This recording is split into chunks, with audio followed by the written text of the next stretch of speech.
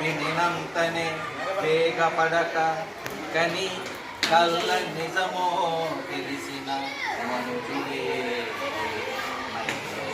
నీతిపరుడు అని చెప్పారు. సుంపి సత్సం రాసిన భజన. ఇలాగ అన్ని మంచి మాటలే.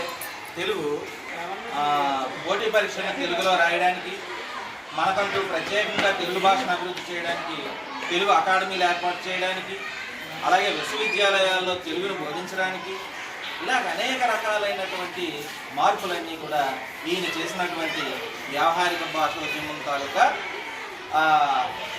ప్రతిఫలాలని మనం చెప్పుకోవాలి. ఈ రోజుకి కూడా అవన్నీ కూడా ఆచరణలో జరుగుతున్నాయి అంటే ఆ మహానుభావులు ఆ రోజు చేసినటువంటి కృషి ఫలితంగా మనం స్మరించుకోవాలి.